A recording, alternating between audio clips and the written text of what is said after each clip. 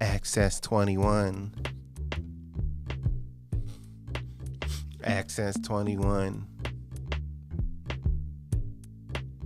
Access 21. Access 21. Welcome to the February 2026 edition of the Access 21 podcast. My name is Tarik, back at you as the Director of Membership and Community Engagement. Today we have... I'm Beth, and I'm a studio coordinator here at Access 21, and I'm happy to be here. So we have Beth sitting in for DJ Mike Carleone. He couldn't make it tonight. He had an emergency he had to take care of. And we send him our best regards. Of course. So once again, we have your attention. What do we do at Access 21? We are basically a public access television station. We give community members the opportunity to come in and make content for podcasts and TV shows at a very low cost to them. Yep, sounds about right. So we're just a big community spot. If you've ever been interested in making a show or just learning how it all works out, come on in. We have industry equipment, so it's all very professional in here. A lot of us actually work in the industry, and so we have a lot of equipment that we've worked on in other jobs. We have cameras here that I've worked on in the sports industry. It's all really interesting, and it's just a great way to come in and learn just almost free of charge. Like, it's very inexpensive most of the time. Yes, and we're glad to have people like you, Beth, and we appreciate you for sitting in. So now, if you want to watch the Access 21 podcast, it will regularly air on the second Tuesday of each month on Access 21 channels at 11:30 a.m. and 8:30 p.m. So, Beth, we're going to talk about what's happening here at Access 21 in community engagement, right? Absolutely. So first of all, what's happening now?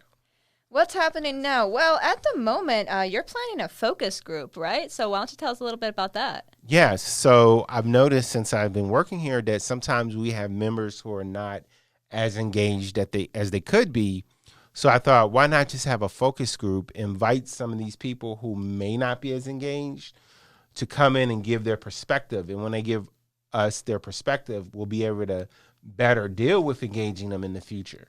And when you say perspective, you mean their perspective just as in their art, their creative perspective, what they want out of being here, or their perspective as a member of Access 21 and how they think they could benefit the community? Their perspective as members of Access 21. Okay. So basically, I invited people who've got warning letters or suspension letters in the last year or so.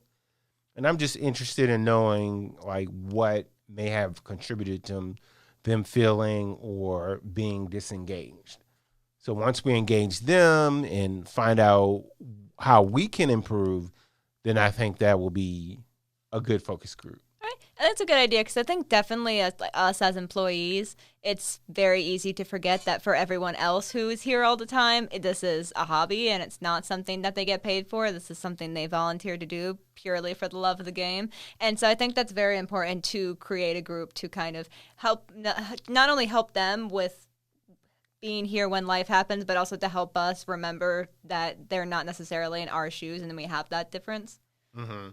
So exactly. It's good to understand other people's stories. Absolutely. So, like you were saying. And I know I haven't been here very long, but have you done a lot of that before? Focus groups? No. This would be the first focus group that we've had since I've been here. Okay, great. Well, yeah. I'm excited to see how it goes. Hopefully it will go well. So what else is going on? We have this year some staff-led productions. Some of them we may already be familiar with. For example, people might be familiar with Open Mic at 21. I think I mentioned before Jamming on the One, that's going to start on February 20th. And then continue. So Jamming on the One is going to start on the third Friday of each month.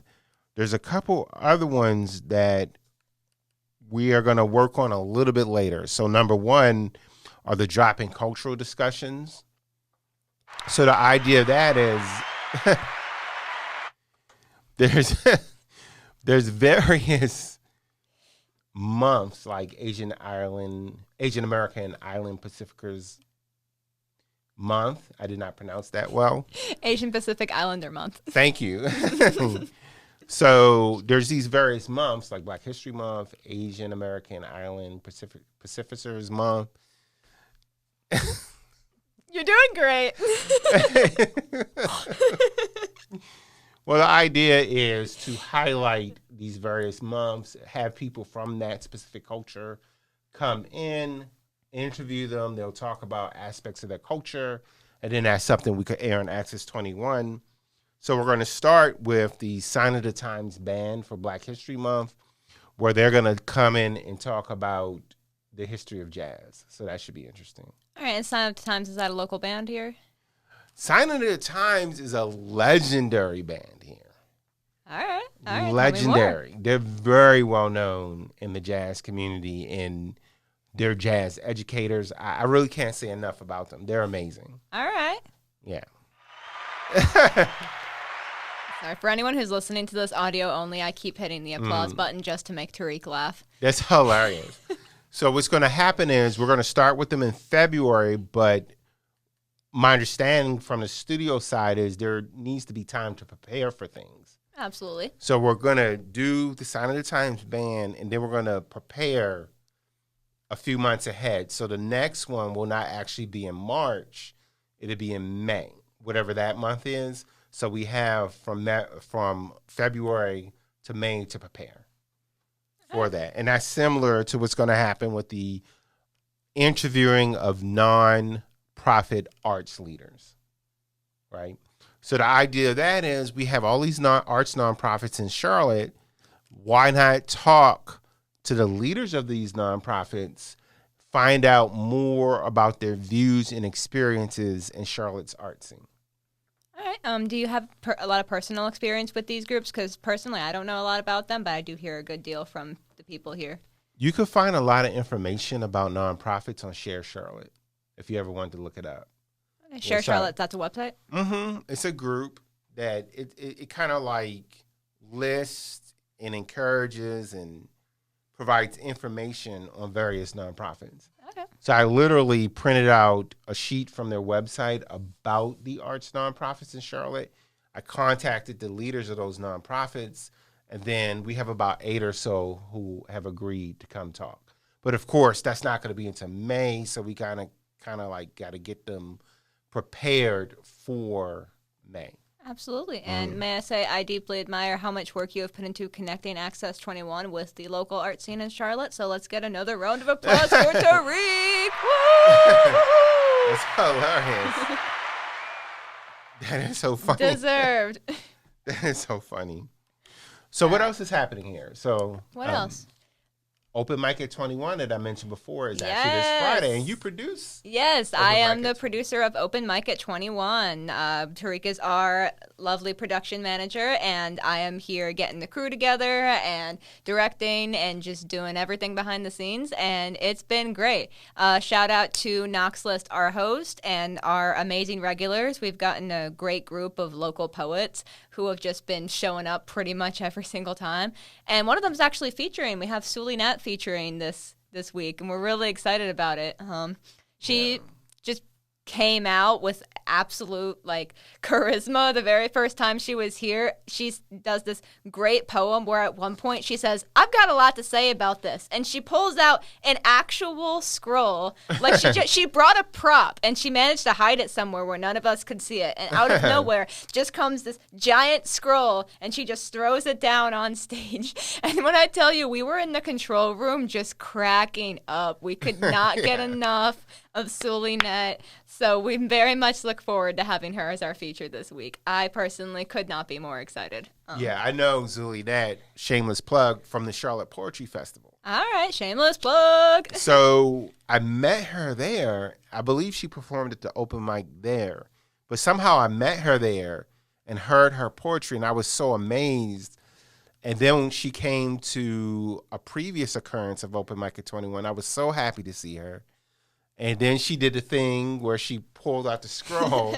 And, of course, we had to have her feature. Obviously. Right. Yeah. I gotta say, I do like how much bigger Open Mic is getting, slowly but surely. I had an attendee last time last month. I almost said last week. I had an attendee last month who told me that she had driven up here from Atlanta to be at our open mic event, and that she would probably come back as many times as she could in the future. And I'm like, that's wild, like in a good way. Like that's awesome. Yeah, so the word is getting around. It's actually pretty cool. Yeah, and I think a lot of it is community building. That was my original idea. Is like, let's reach out to the community and give people a showcase. I mean, there's other open mics, but most of them I don't believe are going to be on TV. Yeah, right?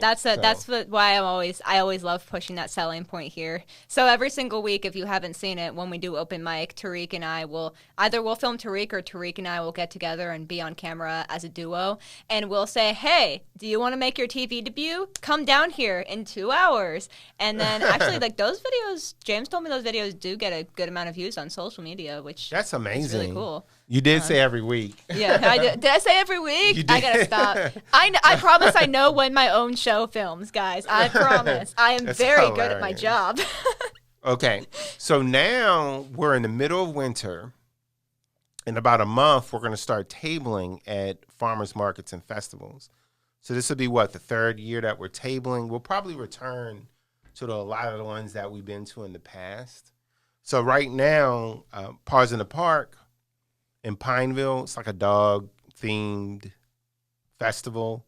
They didn't do it last year. So they did it the year before, but not last year. Now, this year, they're back. They're coming back just for us. It's hilarious. This was our doing. We can take credit for that. No, that is really. So funny. Not really. So we've submitted the application there. We're all good with that. We've submitted the Pineville Arts in the Park application, which is like an arts and craftsy festival, in Pineville. So we've submitted that application. We're waiting to hear back about that. And then a lovely occurrence is the Independent Picture House invited us back for Charlotte Earth Day. Oh, shout out to the Independent Picture House. I love them. Charlotte Earth Day is always great. I always enjoy it. And we're going to be part of their resource fair this year. So that should be interesting. There's some other festivals that we're going to come back to. I'm pretty sure we're coming back to Charlotte Pride. We just haven't quite filled the application out yet. And there's a few other ones that look promising and interesting and should be fun. All right. Excellent. Wow. So also, Beth, tomorrow, I'm not sure if you know about the Young Filmmakers Club. I remember you talking about it in theory. Is it now a real thing? Yes and no. So tomorrow we're going to have a planning meeting for the Young Filmmakers Club with the Creative Cornerstone. The Independent Picture House is also involved, but they couldn't quite meet with us tomorrow. So it'll just be us with the Creative Cornerstone. We do need to figure out certain things like how often we're going to have the Young Filmmakers Club meetings, logistics, and anything else that we might need to clear up so that we can move forward on it. All right. Well, hey, that's exciting. Who's going to be part of this meeting? That's what I was saying. So it's going to be. Well, I'm sorry. Like here, is it just going to be you from here with all these organizations? I'm sorry. Or is the actual James people. Coming, or? So tomorrow it'll be me, all myself, and then not Dia. I'm sorry. Dia's from the Independent Picture House. It will be AJ and Queen from the Creative Cornerstone. So just the three of us on a Zoom meeting figuring things out. All right. Well, please let me know how that goes. I'm really excited to hear about that. That's nice. So that should be interesting. And then, like I was saying before, we're going to have Jammin' on the One.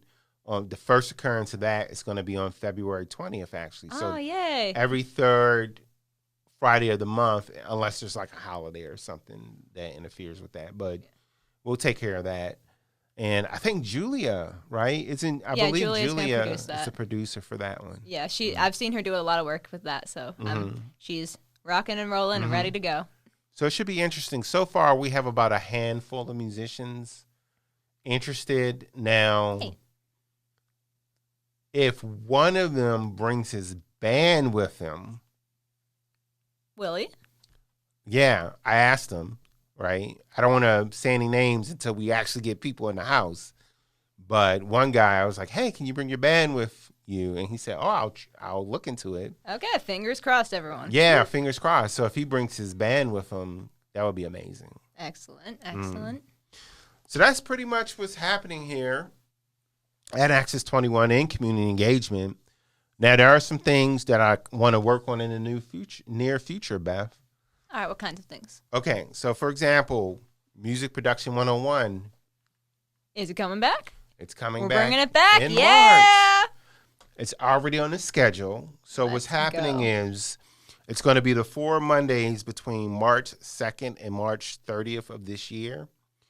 But the week of March 16th, that Monday through that Friday, I'm going to set it up again like I've done before. And I didn't mention I teach this class. Maybe I should have mentioned that. Tarik is our lovely music teacher. So that week of March 16th, I want to set it up where the students can come in for one-on-one consultation with me. Oh, fun. Yeah, so we'll have the class, but they'll also have the ability to meet one-on-one with me where they can ask me questions directly. All right. Yeah, Sounds so that good. should be interesting. Yes, I know we've had a lot of interest in the next music production class from the people coming through orientation, so I'm sure you'll get a good turnout for that. Yeah, there's like 3 seats, so hopefully all 3 seats get filled. Yeah, I'm sure They got filled the first 2 times, so this is the 3rd time. We'll see. So where are you hiding those big pianos you used for that class? Because I swear they're huge, and then they just disappear. It's like magic. This building is not that big, guys. That's hilarious. You're talking about the MIDI controllers, the keyboards. Yes, those. Yeah, so we store those next door, actually. Okay, that makes more sense. Yeah, It's been bothering me because I see them go into Bren's office, and then I never see them again, and I'm like, yeah, they get where'd stored. they go? They get stored, and the mic gets stored, and all that other stuff. That had nothing to do with anything. It was just bothering me, guys. No, that's hilarious. So that should be fun. That should be fun. That sounds amazing. The only thing with the music production, as the teacher or facilitator of that class, I often wonder how to get students to really understand it for themselves, because the last class in that course is a bunch of music theory. It took me like 6 months, maybe a year to learn music theory. And I'm kind of throwing all this music theory in front of them in the 4th class. So I try to explain to them, like, to the students that, hey, it's not a situation where you have to master music theory in the next hour. I tell them that I've created this manual so that in the future, when you go back, you can use this as a reference manual. Right? It's not something that you're going to memorize and learn in class on that day. Yeah.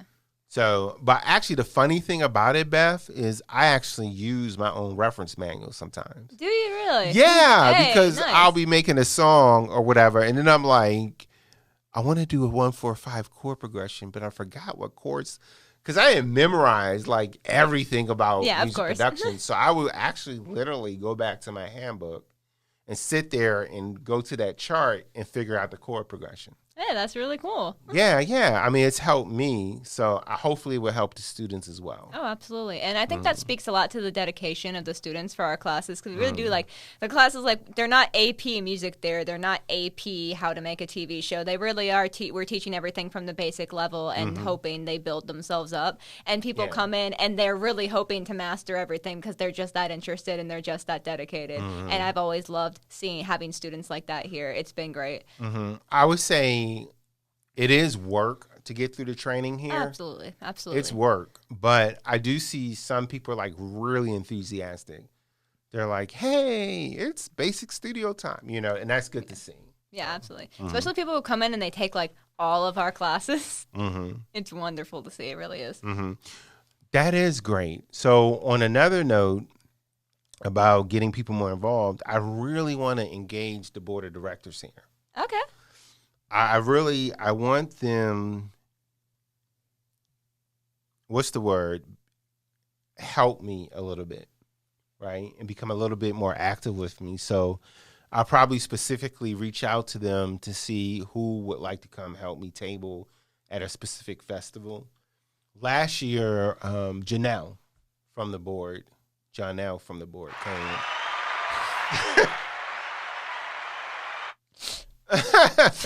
Sorry. Yeah. Janelle's my girl. Janelle. So Janelle came to one of the festivals and sat with me for a little bit, but Sasha, also from the board, came to one of the festivals. And there's been members who have helped as well, like Tiffany Martin. She's helped me a little bit. I do recall Antoine Herring. I think Erica Booker came to when we were at the farmer's market. So, but I just want to see like if we can get more people excited about tabling and having vendors booths at these festivals and helping me out a little bit. Because what happens is if I'm by myself and I have to set stuff up, that tent that we own that we put up, that's like a 2, 3, 4-man tent, right? You can't just put it up by yourself. And luckily, at these festivals, my neighbors at the festivals, the other vendors are very helpful. Hey, that's good. Very helpful. And they will help me put my stuff up. At the end, I help them break their stuff down. They help break down our stuff. So it's worked out. But it would be nice to know that there's other volunteers, like, so I can say, okay, I know they're here and they're going to help me with setup and breakdown, or during the festival itself, that they will help out with giving the pitch about Access 21. Absolutely. And everybody you just listed are among my favorite people here. They would all give you the shirt off their back if they had to. And I'm sure if you can get them out there, they'll be wonderful assets for the tabling. Yeah, so I do want to engage the board of directors to help me more with that. Absolutely. Absolutely. So the next big thing that I want to start in March as well. So we do need to prepare for the staff-led productions that I was talking about. Of course. But we also, another thing I wanted to do coming up around the beginning of the spring is there's mobile studios in Charlotte. I'm not sure if you're familiar with them. I am not. Tell me more. Okay, so for example, there's the Charlotte Symphony Orchestra Roadshow. So that's literally a stage on wheels. So with this stage on wheels, they can go to a neighborhood. Like you don't have to come to the theater. They can drive the theater to you. They drive the stage. They can set it up and have the show. It could be like in a local park, in a neighborhood, or anything like that. So I want to highlight that. So is that how they're always going to the park in Kannapolis? I thought they just had a really big bus. Do they have a whole studio? Well, Was that like a stupid question? No. It's like it's a studio on wheels. It's okay. It's nice. Trust me. I got you. Okay. Yeah, and then Bunny Gregory has kind of like it's like a school bus turned into an art studio. Okay. So I wanted to interview her because she has the school bus turned into an art studio that she's using to teach kids art. Ooh. Right? So that's another person. And just things like that. Mobile studios like that. Mm-hmm. Charlotte arts people are so cool. Every day I learn something new that somebody is doing in the city, and I'm like, that's the greatest thing ever. Why have I not heard of this before? So shout out to all of them. That's the point. Every day I can learn something new, and it's great. That's the point. Like I know people know who Bunny Gregory is. Like if in the art community, if you say her name in Charlotte's art community, people know her. But I don't think there's been like a serious focus on her work. You see what I'm saying? Yeah, I got you. And people know the Charlotte Symphony Orchestra, obviously, right? But I really want to focus like, oh my God, they're going to communities and spreading music in these neighborhoods. And I thought that would be commendable. Absolutely. That is commendable. Absolutely commendable. Mm-hmm. Love to see it. Mm-hmm. So that's about it. Yeah. That I had. That's about it. So, Beth, if people want to become more involved, to become a member, the first step will be to attend an orientation, right? Yep. So the orientations recur on the second and fourth Tuesday of the month at 7 p.m. here at Access 21 Studios, 613. I'm giving the address. Do it. Dox us. 613 Calvert Street. Of course, we're in Charlotte. And I think the easiest way to sign up for orientation would be to go to the website. And once you go to the website, you can actually click on Get More Involved. and you scroll down and you'll see a button that says sign up for a free orientation, and you can hit that button, fill out the form, and it comes directly to us. That might be the easier way. Yeah, that might be the easier way. Yeah, there's other ways. I mean, you can always call here or anything like that, but I think the easier way is to go to the website and scroll down, hit the button, and fill out the form. It'll come to us, and we'll register you. Absolutely. And if you have a problem with that for whatever reason, you can just call, as he just said. Mm-hmm. And the biggest benefit of that is if you come to orientation, you get to see Tarik's and my lovely faces again. We'll be here. That's hilarious. That is hilarious. Okay, so wanted to shout out Brianna for helping.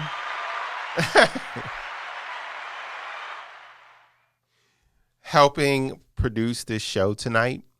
She's working a switcher. She's doing an amazing job. So thanks, Brianna. Thank you, Brianna. And of course, this podcast was produced using the facilities of the Charlotte-Mecklenburg Public Access Corporation, Access 21.